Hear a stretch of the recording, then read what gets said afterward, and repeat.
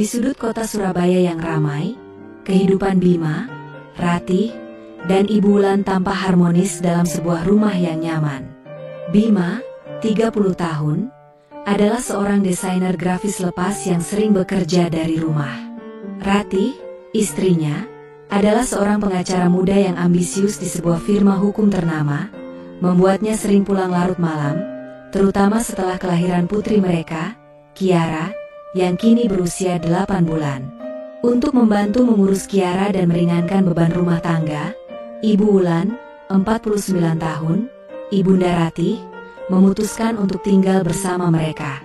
Bu Wulan adalah seorang janda dengan penampilan yang masih terawat dan sikap keibuan yang hangat. Meski usianya mendekati kepala 5, pesonanya tak luntur, senyumnya teduh dan tutur katanya lembut. Ia cekatan mengurus rumah dan sangat menyayangi Kiara. Awalnya, Bima menganggap Bu Wulan sebagai ibu kedua. Ia selalu bersikap sopan dan menjaga etika. Namun, intensitas pertemuan mereka di rumah, terutama saat Ratih lembur, perlahan mengubah suasana. Bima mulai memperhatikan hal-hal kecil pada mertuanya, cara Bu Wulan menenangkan Kiara, keharuman lembut yang menguar saat ia lewat, atau siluetnya saat bersantai setelah seharian beraktivitas. Perasaan kagum yang wajar perlahan tercemari oleh ketertarikan yang seharusnya tak ada. Bima sering menepis pikiran itu, menyalahkan kesepian atau kelelahannya sendiri. Suatu malam, hujan deras mengguyur Surabaya. Ratih terjebak rapat di kantor. Di rumah, Bu Wulan baru saja berhasil menidurkan Kiara yang sedikit rewel. Merasa lelah, ia duduk bersantai di sofa ruang tengah, membaca buku dengan mengenakan daster satin sederhana yang nyaman. Tanpa sadar, ia terlelap dengan posisi duduk yang sedikit menyamping, buku terjatuh di pangkuannya. Bima keluar dari ruang kerjanya untuk mengambil minum. Ia mendapati mertuanya tertidur di sofa. Cahaya lampu temaram menimpa wajah damai Bu Wulan dan kain daster yang sedikit tersingkap di bagian bahu, memperlihatkan kulitnya yang masih halus. Jantung Bima berdegup lebih kencang. Ada dorongan kuat untuk mendekat, sebuah bisikan berbahaya yang selama ini ia coba abaikan. Ia melangkah pelan, niatnya hanya ingin menyelimuti mertuanya. Namun, saat tangannya hendak meraih selimut di dekat sofa, jemarinya tak sengaja menyentuh lengan Bu Wulan yang hangat. Sentuhan singkat itu bagai sengatan listrik yang membangkitkan hasrat terpendam.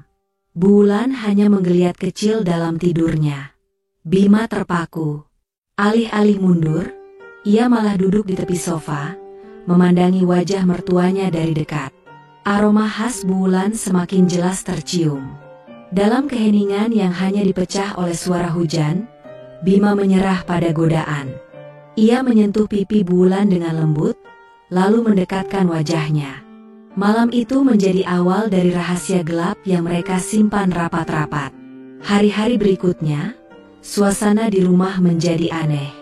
Bima dan Bu Wulan berusaha saling menghindar, namun tatapan mereka sering bertemu, menyimpan ketegangan dan rasa bersalah.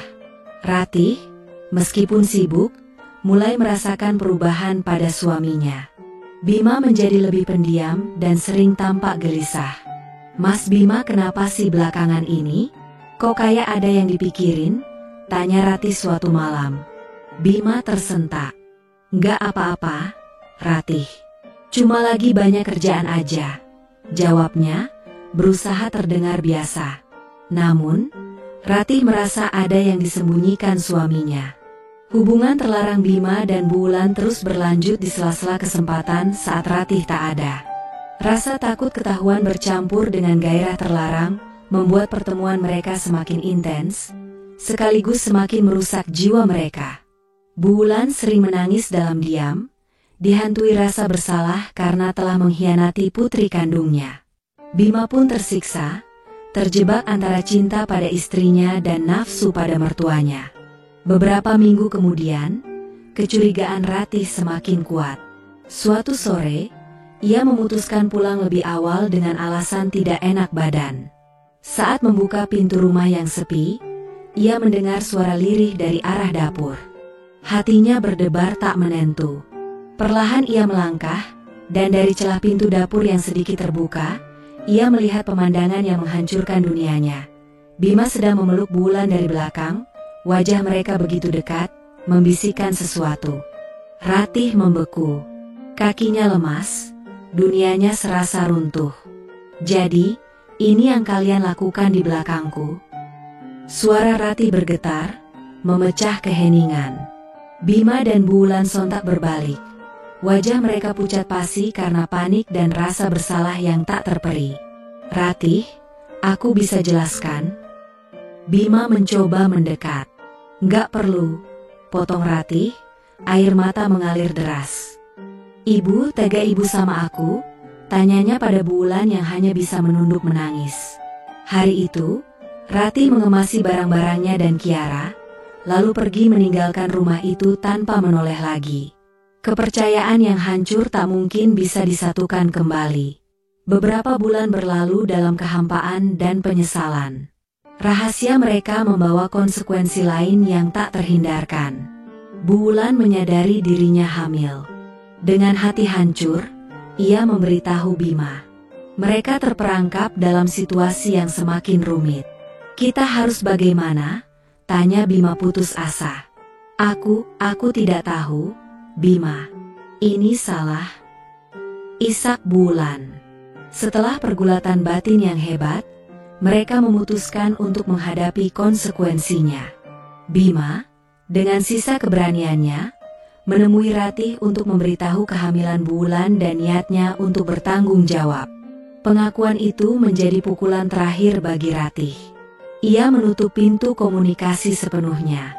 Bima dan Bulan akhirnya menikah dalam sebuah upacara sederhana yang dihadiri segelintir kerabat, tanpa kebahagiaan, hanya beban tanggung jawab dan rasa malu. Pernikahan mereka dibangun di atas puing-puing pengkhianatan. Beberapa bulan kemudian, lahir seorang bayi laki-laki, Damar. Kehadiran Damar membawa sedikit cahaya, namun tak mampu menghapus bayang-bayang gelap masa lalu. Mereka hidup bersama, namun terasing dalam rumah tangga mereka sendiri. Bima kehilangan Ratih dan Kiara, serta harga dirinya. Bulan kehilangan putrinya, kepercayaan, dan kedamaian hatinya. Mereka terjebak dalam jerat yang mereka ciptakan sendiri, hidup dengan penyesalan abadi atas godaan sesaat yang menghancurkan segalanya. Kisah mereka menjadi pengingat pahit tentang betapa rapuhnya batas-batas dalam hubungan keluarga, dan betapa mahalnya harga sebuah pengkhianatan.